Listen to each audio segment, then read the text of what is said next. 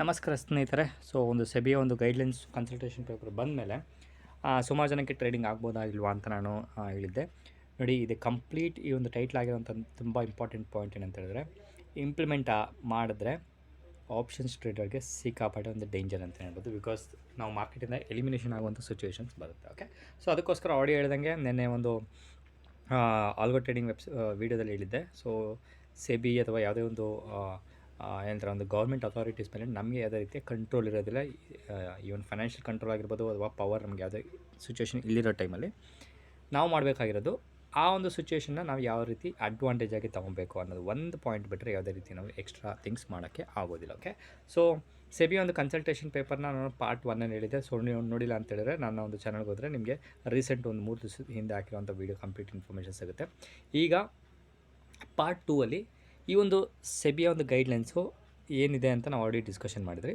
ಇದು in case ಏನಾದರೂ ಅನುಷ್ಠಾನಗೊಂಡ್ರೆ ಅಥವಾ ಇಂಪ್ಲಿಮೆಂಟ್ ಮಾಡಿದ್ರೆ ನಾವು ಏನೇನು ಪಾಸಿಬಿಲಿಟೀಸ್ ಮಾಡ್ಬೋದು ಅನ್ನೋ ಒಂದು ಕೆಲವೊಂದು ಪ್ರಿಲಿಮಿನರಿ ಇನ್ಫಾರ್ಮೇಷನ್ ನಿಮ್ಮ ಜೊತೆ ಶೇರ್ ಮಾಡ್ತೇನೆ. ಬಿಕಾಸ್ ಇದು ಪ್ರೋಗ್ರೆಸ್ ಆಗ್ತಾ ಏನಾದರೂ ಸ್ವಲ್ಪ ಚೇಂಜಸ್ ಬಂತು ಅಂತ ಹೇಳಿದ್ರೆ ನಾವು ಸ್ವಲ್ಪ ಒಂದು ಐಡಿಯಾಗಳನ್ನ ಮಾಡ್ಕೊತಾ ಹೋಗ್ಬೋದು. ಅದಕ್ಕೋಸ್ಕರ ಸೊ ಆ್ಯಸ್ ಆಫ್ ನನ್ನ ಒಂದು ಮೈಂಡಲ್ಲಿ ಏನೇನಿದೆ ಆ ಒಂದು ಥಾಟ್ ಪ್ರೊಸೆಸ್ನ ನಿಮ್ಮ ಒಂದು ಮೈಂಡ್ಗೆ ಬರಲಿ ಅನ್ನೋ ಪರ್ಪಸ್ಗೋಸ್ಕರ ಮಾಡ್ತಾಯಿದ್ದೀನಿ. ಓಕೆ, ಇದ್ರ ಬೇಸಿಸ್ ಮೇಲೆ ನಿಮ್ಗೇನಾದರೂ ಒಂದು ಐಡಿಯಾಸ್ ಇತ್ತು ಅಂದರೆ ಖಂಡಿತ ಕಮೆಂಟಲ್ಲಿ ಹಾಕಿ, ಬೇರೆಯವರು ಸಹ ನೋಡ್ಬೋದು. ನಾನು ಸಹ ನೋಡಿ ಇಂಪ್ಲಿಮೆಂಟ್ ಆದರೆ ನಾನು ಸಹ ನನ್ನ ಒಂದು ಟ್ರೇಡಿಂಗ್ ಸ್ಟೈಲಲ್ಲಿ ಇಂಪ್ಲಿಮೆಂಟ್ ಮಾಡ್ಕೊತೀನಿ. ಓಕೆ, ಸೊ ನೆನ್ಪಿಟ್ಕೊಳ್ಳಿದ್ದು ಸೆಬಿ ಒಂದು ಮ್ಯಾಂಡೇಟರಿ ಡಿಸ್ಕ್ಲೋಸರು. ನಾವು ಸೆಬಿ ರಿಜಿಸ್ಟರ್ಡ್ ಅಡ್ವೈಸರ್ಸ್ ಅಲ್ಲ. ನಾವು ಕೊಡೋಂಥ ಇನ್ಫಾರ್ಮೇಷನ್ಸು ನಿಮ್ಮ ಎಜುಕೇಷನ್ ಮತ್ತು ಲರ್ನಿಂಗ್ ಪರ್ಪಸ್ಗೆ ಮಾತ್ರ. ದಯವಿಟ್ಟು ನಿಮ್ಮ ಫೈನಾನ್ಷಿಯಲ್ ಅಡ್ವೈಸರ್ಸ್ನ ಕನ್ಸಲ್ಟ್ ಮಾಡಿ. ಓಕೆ, ಸೊ ಆಪ್ಷನ್ಸ್ ಗೀತಾ ಇರೋರು one time investment life long ಒಂದೇ ಒಂದು ಆಪ್ಷನ್ಸ್ ಒಂದು ಕೋರ್ಸ್ ಇಟ್ಕೊಂಡು ಯಾವ ರೀತಿ ನೀವು ನಿಮ್ಮ ಒಂದು ಆಪ್ಷನ್ಸ್ ಒಂದು ಟ್ರೇಡಿಂಗ್ ಸ್ಟೈಲ್ನ ಎನ್ಹಾನ್ಸ್ ಮಾಡ್ಕೊಬೇಕು ಆ ರೀತಿ ಏನಾದರೂ ನೀವೊಂದು ಕೋರ್ಸ್ಗೆ ನೀವು ಸರ್ಚ್ ಮಾಡ್ತಿದ್ರೆ ಈ ಒಂದು ಕೋರ್ಸು ಬೆಸ್ಟ್ ಇದೆ. ಪ್ರೈಸ್ ಯಾವುದೇ ರೀತಿ ಇನ್ಕ್ರೀಸ್ ಡಿಕ್ರೀಸ್ ಏನು ಮಾಡಿಲ್ಲ, ಜಸ್ಟ್ 8,000 ಇಟ್ಟಿದ್ದೀನಿ. ಸುಮಾರು ಜನ ಯುಟಿಲೈಸ್ ಮಾಡ್ಕೊತಿದ್ದಾರೆ. ಸೊ ನಿಮಗೂ ಸಹ ಇಂಟ್ರೆಸ್ಟ್ ಇರೋರು ಯುಟಿಲೈಸ್ ಮಾಡ್ಕೊಬೋದು. ಸೊ ಅದ್ರ ಜೊತೆಗೆ ಆಲ್ಗೋ ಟ್ರೇಡಿಂಗ್ ಇಂಟ್ರೆಸ್ಟ್ ಇರೋರು ಸಹ ಇಲ್ಲಿ ಕೊಟ್ಟಿರೋ ವಾಟ್ಸಪ್ ನಂಬರ್ಗೆ ಮೆಸೇಜ್ ಮಾಡ್ಬೋದು. ಇಲ್ಲಿ ಕೊಟ್ಟಿರೋಂಥ ವಾಟ್ಸಪ್ ನಂಬರ್ಗೆ ಮೆಸೇಜ್ ಮಾಡ್ಬೋದು. ಓಕೆ ಸರಿ ಸ್ನೇಹಿತರೆ. ಸೊ ಇನ್ ಕೇಸ್ ಏನಾದರೂ ಆ ಒಂದು ಸೆಬಿ ಒಂದು ಕನ್ಸಲ್ಟೇಷನ್ ಪೇಪರ್ ವೀಡಿಯೋ ನೋಡಿಲ್ಲ ಹಾಗೆ ಹಿಂಗೆ ಅಂತ ಏನಾದರೂ ಯಾರಿಗೂ ಡೌಟ್ ಇತ್ತು ಅಂತ ಹೇಳಿದ್ರೆ ಜಸ್ಟ್ ಒಂದು ಸಮರೈಸ್ ಪರ್ಪಸ್ಗೋಸ್ಕರ ಅಂತ ಹೇಳ್ತೀನಿ. ಅವರೊಂದು 7 ಒಂದು ರೂಲ್ಸ್ಗಳನ್ನ ಇಂಪ್ಲಿಮೆಂಟ್ ಮಾಡಬೇಕಂತ ಒಂದು ಐಡಿಯಾ ಕೊಟ್ಟಿದ್ದಾರೆ. ಆ ಒಂದು ರೂಲ್ಸ್ಗಳಲ್ಲಿ ನನ್ನ ಒಂದು ಇನ್ಫಾರ್ಮೇಷನ್ ಪ್ರಕಾರ ಯಾವುದಾದ್ರು ಇಂಪ್ಲಿಮೆಂಟ್ ಮಾಡಬಹುದು, ಮಾಡೋಕ್ಕೆ ಆಗದಿರುವಂಥ ಏನಾದರೂ ಒಂದು ಐಡಿಯಾಸನ್ನು ಸಹ ಈ ಒಂದು ವೀಡಿಯೋದಲ್ಲಿ ಶೇರ್ ಮಾಡ್ತಾಯಿದ್ದೆ. ಓಕೆ, ಸೊ ಫಸ್ಟ್ ಬಂದು ಆಪ್ಷನ್ ಸ್ಟ್ರೈಕ್ಗಳನ್ನ ಒಂದು ಏನಾದರೂ ಒಂದು ಇಂಟರ್ವಲ್ಸ್ ಏನಿದೆ ಅದನ್ನ ಕಡಿಮೆ ಮಾಡಬೇಕು ಅಂತ ಒಂದು ಏನಂತಾರೆ ಒಂದು ಕಮಿಟಿ ಹೇಳಿರೋದ್ರಿಂದ ಪ್ರಾಬಬಲಿ ಇದು ಸಹ ಇಂಪ್ಲಿಮೆಂಟ್ ಆಗುವಂಥ ಚಾನ್ಸಸ್ ಇದೆ ಅಂತಲೇ ಹೇಳ್ಬೋದು. ಬಿಕಾಸ್ ಇದು ನಮ್ಗೆ ಯಾವುದೇ ರೀತಿಯ ಒಂದು ಎಫೆಕ್ಟ್ ಕೊಡೋದಿಲ್ಲ ಅಂತಲೇ ಹೇಳ್ಬೋದು. ಇನ್ ಕೇಸ್ ಏನಾದರೂ ಇದನ್ನೇನಾದರೂ ಇಂಪ್ಲಿಮೆಂಟ್ ಮಾಡಿದ್ರೆ ಈ ಒಂದು ಔಟ್ ಆಫ್ ದ ಮನಿ ಒಂದು ಟ್ರೇಡ್ ಮಾಡೋರಲ್ಲ, ಸ್ವಲ್ಪ ಇನ್ ದ ಮನಿ ಅಥವಾ ಅಟ್ ದ ಮನಿ ಅಥವಾ slightly O T M price ಬರೋದ್ರಿಂದ ಅಲ್ಲಿ ವಾಲ್ಯೂಮ್ ಇನ್ಕ್ರೀಸ್ ಆಗುತ್ತೆ. ಅಲ್ಲಿ ವಾಲಟಿಲಿಟಿ ಆಬ್ವಿಯಸ್ಲಿ ಆಗುವಂಥ ಚಾನ್ಸಸ್ ಹೆಚ್ಚಿಗಿರೋದ್ರಿಂದ ನಾವು usually at the money slightly in the money trade ಮಾಡಿದ್ರೆ ಯಾವುದೇ ರೀತಿ ಫಾರ್ ಔಟ್ ಆಫ್ ದ ಮನಿಗೆ ಟೆನ್ಷನ್ ಇರೋದಿಲ್ಲ. ಇದು ಇಂಪ್ಲಿಮೆಂಟ್ ಆಗುವಂಥ ಚಾನ್ಸಸ್ ಇದೆ. ನೆಕ್ಸ್ಟ್ ಬಂದು upfront collection of option premium ಅಂತ ಒಂದು ಹೇಳಿದರೆ, ಇದು ಎಸ್ಪೆಷಲಿ ಆಪ್ಷನ್ ಬೈಯರ್ಸ್ ಆಗಿರೋದ್ರಿಂದ ಸುಮಾರು ಒಂದು ಡಿಸ್ಕೌಂಟ್ ಬ್ರೋಕರೇಜು ಪ್ರೀಮಿಯಮ್ಗಳನ್ನ ಫಸ್ಟೇ ಕಲೆಕ್ಟ್ ಮಾಡೋದ್ರಿಂದ ಆಪ್ಷನ್ ಬೈಯರಿಂದ. ಸೊ ಇದು ಪ್ರಾಬಬ್ಲಿ ಇಂಪ್ಲಿಮೆಂಟ್ ಆಗ್ಬೋದು. ಇದು ಯಾವುದೇ ರೀತಿ ನಮಗೆ ಟೆನ್ಷನ್ ಇಲ್ಲ. ಬಿಕಾಸ್ ನಾವು ಯೂಶಲಿ ಸ್ಟ್ರಾಟಜಿಸ್ಟು ಪ್ಲಸ್ ಆಪ್ಷನ್ ಸೆಲ್ಲಿಂಗ್ ಆಗೋದ್ರಿಂದ ಟೆನ್ಷನ್ ಇಲ್ಲ. ಇದು ಇಂಪ್ಲಿಮೆಂಟ್ ಆಗಬಹುದು. ಓಕೆ, ಸೊ ನೆಕ್ಸ್ಟ್ ಬಂದು ಕ್ಯಾಲೆಂಡರ್ ಸ್ಪ್ರೆಡ್ಗೆ ಇದು ಸಹ ಒಂದು ಮಾರ್ಜಿನ್ ಇನ್ಕ್ರೀಸ್ ಮಾಡಬೇಕಂತ ಒಂದು ಸಿಚುವೇಷನ್ ಹೇಳೋದ್ರಿಂದ ಇದು ಸಹ ಇಂಪ್ಲಿಮೆಂಟ್ ಆಗ್ಬೋದು. Because this is the very good ಒಂದು ಪಾಯಿಂಟ್ ಅಂತಲೇ ಹೇಳ್ಬೋದು. ಬಿಕಾಸ್ ಕ್ಯಾಲೆಂಡರ್ ಸ್ಪ್ರೆಡ್ ಯಾರು ಮಾಡ್ತಾರೆ ಅವ್ರಿಗೆ ಎಫೆಕ್ಟ್ ಆಗ್ಬೋದು. ಇದು ಇಂಪ್ಲಿಮೆಂಟ್ ಆಗುವಂಥ ಚಾನ್ಸಸ್ ಇದೆ. ನೆಕ್ಸ್ಟ್ ಬಂದು 4ನೇ ಪಾಯಿಂಟ್ ಬಂದು intraday monitoring of position limits. ಇದು ಸಹ ಏನು artificial intelligence machine learning SEBI ಅವರು ಒಂದು ಇಂಟ್ರೊಡ್ಯೂಸ್ ಮಾಡ್ತಿದ್ದಾರೆ ಅಂತ ಇವತ್ತಿನ ಒಂದು ನ್ಯೂಸಲ್ಲಿ ಓದ್ತಿದೆ. ಸೊ ಇಂಪ್ಲಿಮೆಂಟ್ ಆದರೂ ಇದು ಸಹ ಒಂದು ಯಾವುದೇ ರೀತಿ ಟೆನ್ಷನ್ ಇಲ್ಲ. So artificial intelligence machine learning ಇವತ್ತಿನ ನ್ಯೂಸ್ ಏನು ಹೇಳ್ತಿದೆ ಅಂದರೆ, ನೀವು ನ್ಯೂಸ್ ಓದಿದ್ರೆ ಅಂದರೆ ಜಸ್ಟ್ ಇನ್ಫಾರ್ಮೇಷನ್ ಪರ್ಪಸ್ಗೋಸ್ಕರ ಬಗ್ಗೆ ನನ್ನ ಒಂದು ಯೂಟ್ಯೂಬ್ ವೀಡಿಯೋದಲ್ಲಿ ಆದಷ್ಟು ಇನ್ಫಾರ್ಮೇಷನ್ ಕೊಡಬೇಕನ್ನೋದೇ ನನ್ನ ಒಂದು ಅರ್ಜಿ ಅಥವಾ ನನ್ನ ಒಂದು ಆಸೆ ಅಂತಲೇ ಹೇಳ್ಬೋದು.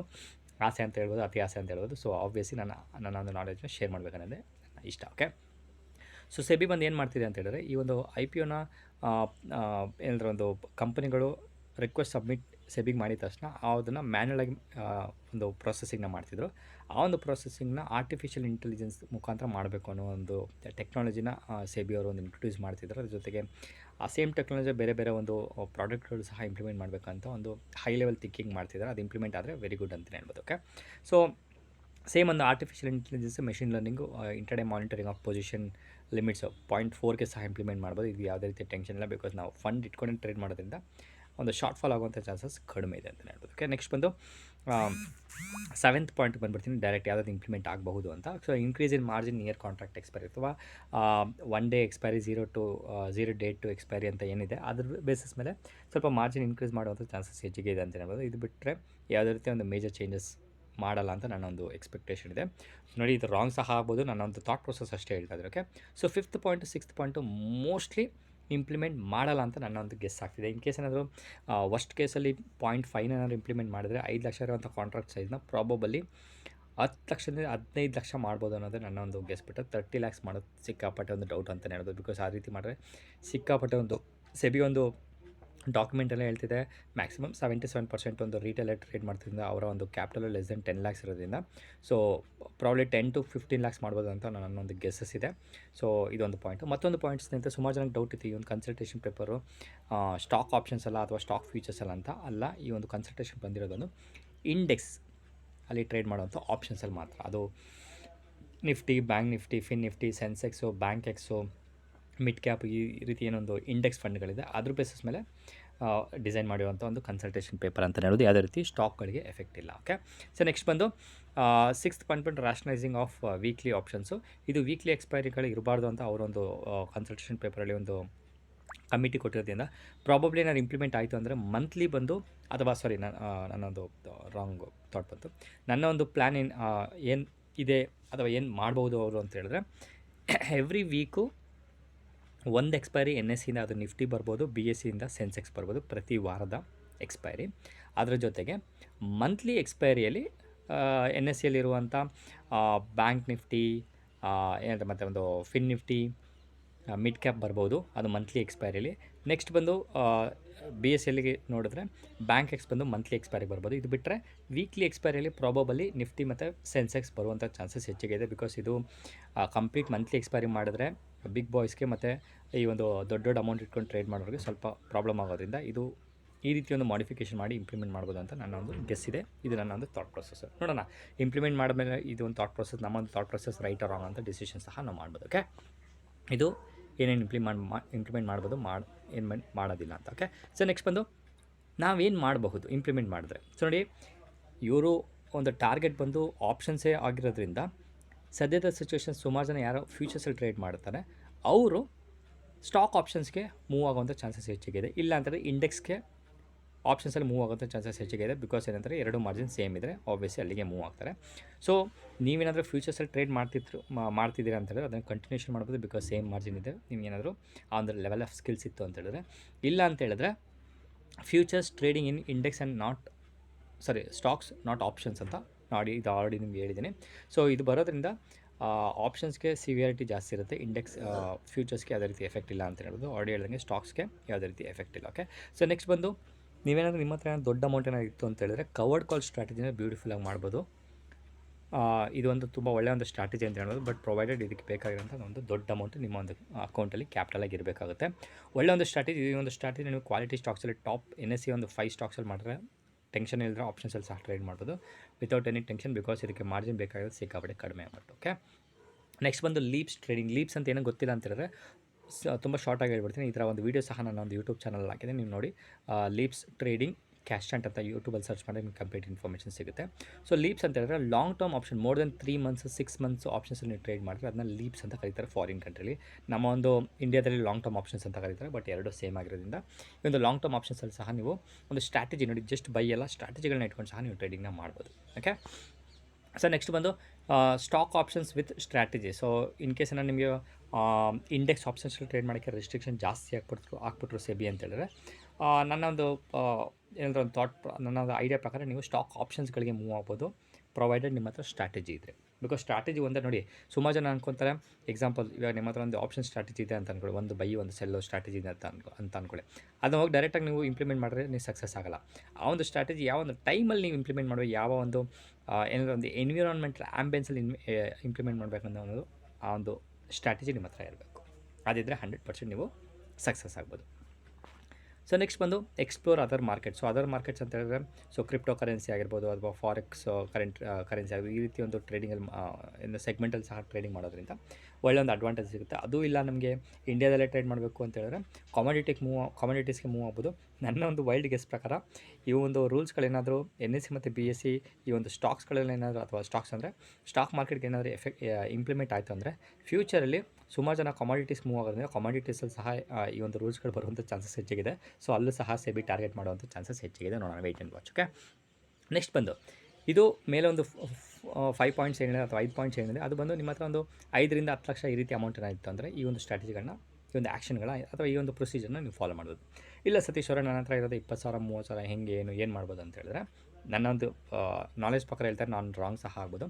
ನೀವು ಇನ್ವೆಸ್ಟ್ಮೆಂಟ್ಸ್ ಮಾಡ್ತಾ ಹೋಗಿ ಯಾವುದೇ ರೀತಿ ಟೆನ್ಷನ್ ಇದ್ದರೆ, ಇನ್ವೆಸ್ಟ್ಮೆಂಟ್ ಮಾಡ್ತಾ ಹೋದರೆ ನಿಮ್ಮ ಹಣ ಸಹ ಸೇಫ್ ಇರುತ್ತೆ, ಟೆನ್ಷನ್ ಇರ್ತಿಲ್ಲ. ಓಕೆ, ಇಲ್ಲ ಅದು ಇಲ್ಲ ನನಗೆ ಟ್ರೇಡಿಂಗ್ ಮಾಡಲೇಬೇಕು ಅಂತ ಹೇಳಿದ್ರೆ swing trading, position trading cash ಸೆಗ್ಮೆಂಟಲ್ಲಿ ಮಾಡ್ಬೋದು, ಅಥವಾ ಕ್ಯಾಶ್ ಸೆಗ್ಮೆಂಟ್ ಅಂತ ಏನು ಕರಿತೀವಿ ಈ ಒಂದು ಸ್ಟಾಕ್ಸ್ಗಳಲ್ಲಿ ಒಳ್ಳೆ ಒಂದು ಸ್ಟ್ರಾಟಜಿಗಳನ್ನ ಇಟ್ಕೊಂಡು ಅಲ್ಲೂ ಸಹ ನೀವು ಟ್ರೇಡಿಂಗ್ನ ಮಾಡ್ಬೋದು ವಿತೌಟ್ ಎನಿ ಟೆನ್ಷನ್. ಇಲ್ಲ ಅಂತ ಹೇಳಿದ್ರೆ ಮ್ಯೂಚುವಲ್ ಫಂಡಲ್ಲಿ ಸಹ ಹಾಕಿ ಬಿಡ್ಬೋದು, ಇಲ್ಲಿ ETF ಸಹ ಇದೆ, ಅಲ್ಲಿ ಸಹ ನೀವು ಹಾಕ್ಕೊಂಡು ಆರಾಮಾಗಿ ಮಾಡ್ಬೋದು without any worry. Okay, so next ಬಂದು ಏನು ಮಾಡಬಾರ್ದು ಅನ್ನೋ ಒಂದು ತುಂಬ ಇಂಪಾರ್ಟೆಂಟ್ ಪಾಯಿಂಟ್ ಸಹ ಹೇಳ್ತೀನಿ. ಫಸ್ಟ್ ಇಂಪಾರ್ಟೆಂಟ್ ಪಾಯಿಂಟ್ ಬಂದು ಅವಾಯ್ಡ್ ಹೀರೋ ಝೀರೋ ಟ್ರೇಡ್. ನೋಡಿ, NSE ಒಂದು ಕನ್ಸಲ್ಟೇಷನ್ ಪೇಪರಲ್ಲಿ ಫಸ್ಟ್ ಆ್ಯಂಡ್ ಫಾರ್ಮೋಸ್ಟ್ ಅವ್ರು ಏನು ಹೇಳಿದ್ದಾರೆ ಅಂತ ಹೇಳಿದ್ರೆ, ಎಕ್ಸ್ಪೈರಿ ದಿವಸ ವಾಲ್ಯೂಮ್ ತುಂಬ ಸ್ಪೈಕ್ ಆಗ್ತಿದೆ, ಎಸ್ಪೆಷಲಿ 11:30 12:30 1 o'clock ಆದಮೇಲೆ ಸ್ಪೈಕ್ ಆಗ್ತಿರೋದ್ರಿಂದ ಅದು ಆಗ್ತಿರೋದು ಏನಕ್ಕೆ ಅಂತ ಹೇಳಿದ್ರೆ because of hero zero trade. So ಇದನ್ನು ಅವಾಯ್ಡ್ ಮಾಡಬೇಕಂತ ಹೇಳಿದ್ರೆ ಆಬ್ವಿಯಸ್ಲಿ ನಾವು ಹೀರೋ ಝೀರೋ ಟ್ರೇಡಲ್ಲಿ ಟ್ರೇಡಿಂಗ್ ಮಾಡಬಾರ್ದು. ಅವಾಗ ಆಬ್ವಿಯಸ್ಲಿ ವಾಲ್ಯೂಮ್ ಕಡಿಮೆ ಆಗುತ್ತೆ, ಸೆಬಿ ಈ ರೂಲ್ಸ್ಗಳನ್ನ ಇಂಪ್ಲಿಮೆಂಟ್ ಮಾಡುವಂಥ ಥಾಟ್ ಪ್ರೊಸೆಸ್ ಸಹ ಎಲಿಮಿನೇಟ್ ಮಾಡ್ಬೋದು. ಓಕೆ, ನೆಕ್ಸ್ಟ್ ಬಂದು ಓನ್ಲಿ ಬೈಯಿಂಗ್ನ ಮಾಡಬೇಡಿ, ಓನ್ಲಿ ಸೆಲ್ಲಿಂಗ್ನ ಮಾಡಬೇಡಿ, ಬಿಕಾಸ್ ತುಂಬ ಡೇಂಜರು. ವಿತೌಟ್ ಸ್ಟ್ರಾಟಜಿ ಸಹ ನೀವು ಮಾಡಬಾರ್ದು ಅನ್ನೋದು ತುಂಬ ಇಂಪಾರ್ಟೆಂಟ್ ಆಗಿರೋಂಥ ಪಾಯಿಂಟ್. ಓಕೆ, ಸೊ ಇದು ನನ್ನೊಂದು ಥಾಟ್ ಪ್ರೊಸೆಸ್. ಸ್ನೇಹಿತರೆ, ಖಂಡಿತವಾಗಿ ಈ ವಿಡಿಯೋನ ನೀವು ಕಂಪ್ಲೀಟ್ ಇನ್ಫಾರ್ಮೇಷನ್ ನೋಡಿಕೊಂಡು ತಿಳ್ಕೊಂಡು ನಿಮಗೇನಾದರೂ ಬೇರೆ ರೀತಿಯ ಇನ್ಫಾರ್ಮೇಷನ್ಸು, ಐಡಿಯಾಸು, ಥಾಟ್ ಪ್ರೊಸೆಸ್ ಏನಾದರೂ ಇತ್ತಂದರೆ ಖಂಡಿತವಾಗಿ ಕಮೆಂಟ್ ಮಾಡಿ, because knowledge sharing is caring ಅಲ್ವಾ. ಸೊ ನೀವು ನಿಮ್ಮ ಬಗ್ಗೆ ಎಷ್ಟು ನೀವು ಕೇರ್ ಮಾಡ್ತಾರೆ, ಅದೇ ರೀತಿ ನಿಮ್ಮ ನಾಲೆಜ್ನ ಬೇರೆಯವ್ರಿಗೆ ಶೇರ್ ಮಾಡಿ ಕೇರ್ ಮಾಡಿದ್ರೆ ನಿಮಗೂ ಸಹ ನಿಮ್ಮ ನಾಲೆಜ್ ಹೆಚ್ಚಿಗೆ ಆಗುತ್ತೆ ಅಂತ ಹೇಳ್ತಾ, ಈ ಒಂದು ಸೆಬಿ ಕನ್ಸಲ್ಟೇಷನ್ ಪೇಪರಲ್ಲಿ ನಿಮ್ಮ ಒಂದು ಥಾಟ್ ಪ್ರೊಸೆಸ್ ಏನಾದರೂ ಕೊಡಬೇಕು, ಈ ಒಂದು ರೂಲ್ಸು ಇಷ್ಟ ಇಲ್ಲ ಹಾಗೆ ಅಂತ ಹೇಳಿದ್ರೆ ಸೆಬಿಯವರು ಸಹ ಒಂದು ಲಿಂಕ್ ಕೊಟ್ಟಿದ್ದಾರೆ. ಆ ಒಂದು ಲಿಂಕ್ನ ಸಹ ನಿಮಗೆ ಒಂದು ಶೇರ್ ಮಾಡ್ತಾ ಇದ್ದೀನಿ. ಆ ಒಂದು ಲಿಂಕಲ್ಲಿ ಹೋಗಿ ಖಂಡಿತವಾಗಿ ನಿಮ್ಮ ಒಂದು ಫೀಡ್ಬ್ಯಾಕ್ನ ಕಂಪ್ಲೀಟಾಗಿ ಇನ್ಫಾರ್ಮೇಷನ್ ಇದು ಮಾಡಿ ಕಮೆಂಟಲ್ಲಿ ಹಾಕ್ತೀನಿ. ಈ ಒಂದು ಲಿಂಕ್ಗೆ ಹೋಗಿ ನೋಡಿ, ಪಬ್ಲಿಕ್ ಕಮೆಂಟ್ಸ್ ಅಂತಿದೆ. ಈ ಕನ್ಸಲ್ಟೇಷನ್ ಪೇಪರ್ ಆಗಿರೋದ್ರಿಂದ ಅವರು ನಿಮ್ಮನ್ನ ಕನ್ಸಲ್ಟ್ ಮಾಡ್ತಿದ್ದಾರೆ, ಫೀಡ್ಬ್ಯಾಕ್ ಕೊಡಿ ಅಂತ. ಓಕೆ, ನಿಮ್ಮ name, email ID, mobile number, country, state, city, organisation ಇದೆ. ಆರ್ಗನೈಸೇಷನ್ ನೀವು ಯಾವ ಕ್ಯಾಟಗರಿಗೆ ಬಿಲಾಂಗ್ ಆಗ್ತೀರಾ ಅಂತ ನೀವು ಜಸ್ಟ್ ಹೋಗಿ ಸೆಲೆಕ್ಟ್ ಮಾಡಿ, ಇನ್ವೆಸ್ಟರ್ ಇಲ್ಲ ಅಥವಾ ಅದರ್ಸ್ ಅಂತ ಹೋಗಿ ಹಾಕಿ ನೀವು ಸೆಲೆಕ್ಷನ್ ಮಾಡಿ, ಆರ್ಗನೈಸೇಷನ್ ನೇಮ್ ಇದ್ದರೆ ಹಾಕಿ. ಅದ್ರ ಜೊತೆಗೆ ಕನ್ಸಲ್ಟೇಷನ್ ಪೇಪರ್ ಡ್ರಾಪ್ ಡೌನಲ್ಲಿ ಬಂತಂದರೆ ಲಾಸ್ಟ್ ಆಪ್ಷನ್ ಬಂದು consultation paper on measures to strengthen index derivatives framework for increased investor protection and market stability ಅಂತ ಒಂದು ಆಪ್ಷನ್ ಇದೆ. ಅದನ್ನ ಸೆಲೆಕ್ಷನ್ ಮಾಡಿ ಅದರಲ್ಲಿ ಬರುವಂಥ ಒಂದು ಇಲ್ಲಿ not applicable, regulation not applicable ಮಾಡಿ. ಸೊ ಪ್ರಪೋಸಲಲ್ಲಿ ಬರುವಂಥ ಒಂದು 7 ಆಪ್ಷನ್ ನಾವೇನು ಜಸ್ಟ್ ಡಿಸ್ಕಷನ್ ಮಾಡಿ, ಅಲ್ಲಿ ಬಂದು ನಿಮ್ಗೆ ಯಾವುದೋ ಒಂದು ಪಾಯಿಂಟು ಇಷ್ಟ ಇಲ್ಲ ಅಥವಾ ಇಷ್ಟ ಇದೆ, ನಮ್ಗೆ ಆಬ್ವಿಯಸ್ಲಿ ಈ ರೂಲ್ಸ್ ಇಷ್ಟ ಇಲ್ಲ ಅನ್ನೋದೇ ನಮ್ಮ ಒಂದು ಕನ್ಸರ್ನ್ ಅಲ್ವಾ. ಸೊ ಏನು ಇಷ್ಟ ಇಲ್ಲ ಅಂತ ಏನು ಇಷ್ಟ ಇಲ್ಲ ಅಂತ ಪಾಯಿಂಟ್ನ ಸೆಲೆಕ್ಷನ್ ಮಾಡಿ, ನೋಡಿ ಮಿನಿಮಮ್ ಕಾಂಟ್ರಾಕ್ಟ್ ಸೈಜ್ ಇರ್ತಿದೆ, ಇದನ್ನು ಸೆಲೆಕ್ಷನ್ ಮಾಡಿ ನಿಮ್ಮ ಒಂದು ಲೆವೆಲ್ ಆಫ್ ಅಗ್ರಿಮೆಂಟ್ ಏನಿದೆ ಅದನ್ನು ಸ್ಟ್ರಾಂಗ್ಲಿ ಡಿಸ್ಅಗ್ರಿ ಅಂತ ಹಾಕಿ ಚೂಸ್ ಆಪ್ಷನಲ್ಲಿ ಏನಾದರೂ ಫೀಡ್ಬ್ಯಾಕ್ ಕೊಡಬೇಕಂದ್ರೆ ಎಸ್ ಅಂತ ಹಾಕಿ ಜಸ್ಟ್ ಕಮೆಂಟ್ ಹಾಕಿ, ಆ ಒಂದು ಕಮೆಂಟ್ಗೆ ರ್ಯಾಷನಲ್ ಅಂತ ಹಾಕಿ ಸಹ ನಿಮ್ಮ ಒಂದು ಡೀಟೇಲ್ಸ್ನ ಫಿಲ್ ಮಾಡಿ. ಇಲ್ಲಿ ವಾಯ್ಸ್ ಬ್ರೇಕ್ ಆಯಿತು. ಓಕೆ, ಸೊ ಈ ಡೀಟೇಲ್ಸ್ನ ಫಿಲ್ ಮಾಡಿ ಇಲ್ಲಿ ಕೊಟ್ಟಿರೋಂಥ ನಂಬರ್ನ ಇಲ್ಲಿ ಫಿಲ್ ಮಾಡಿ ಸಬ್ಮಿಟ್ ಅಂತ ಮಾಡಿದ್ರೆ ಕಂಪ್ಲೀಟ್ ನಿಮ್ಮ ಒಂದು ಫೀಡ್ಬ್ಯಾಕು ಸೆಬಿಗೆ ಹೋಗೋದ್ರಿಂದ ಅವರು ಸಹ ಡಿಸಿಷನ್ ತೊಗೊಂಡು ಈ ರೀತಿಯ ಒಂದು ರೂಲ್ಸ್ಗಳನ್ನ ಎಲಿಮಿನೇಟ್ ಮಾಡಬಹುದು ಅಂತ ಎಕ್ಸ್ಪೆಕ್ಟೇಷನ್ ಮಾಡ್ತಾ ಮತ್ತೊಂದು ವೀಡಿಯೋದಲ್ಲಿ ಮೀಟ್ ಮಾಡ್ತೀನಿ ಸ್ನೇಹಿತರೆ. ವಿಡಿಯೋ ಇಷ್ಟ ಆಗಿದೆ ಅಂತ ಅನ್ಕೊಂಡ್ರೆ ಸರಿ, ಲಾಸ್ಟಲ್ಲಿ ಸ್ವಲ್ಪ ಕೆಮ್ಮು ಬಂದಿದ್ದೀನಿ, ಸ್ವಲ್ಪ ಕಷ್ಟ ಆಯಿತು ಮಾತಾಡೋಕ್ಕೆ. ಸೊ ಇದು ನಮ್ಮ ಇವತ್ತಿನ ಒಂದು ವಿಡಿಯೋ. ಸೊ ನಿಮ್ಗೆ ಹೆಂಗೆ ಅನ್ನಿಸ್ತು ಏನಂತ ಲೈಕ್ ಅಥವಾ ಕಮೆಂಟ್ ಮುಖಾಂತರ ತಿಳಿಸಿ ಅಂತ ಹೇಳ್ತಾ ಮತ್ತೊಂದು ವೀಡಿಯೋದಲ್ಲಿ ಮೀಟ್ ಮಾಡ್ತೀನಿ. ಅಲ್ಲಿವರೆಗೂ ನಾನು ಸತೀಶ್, ನಮಸ್ಕಾರ.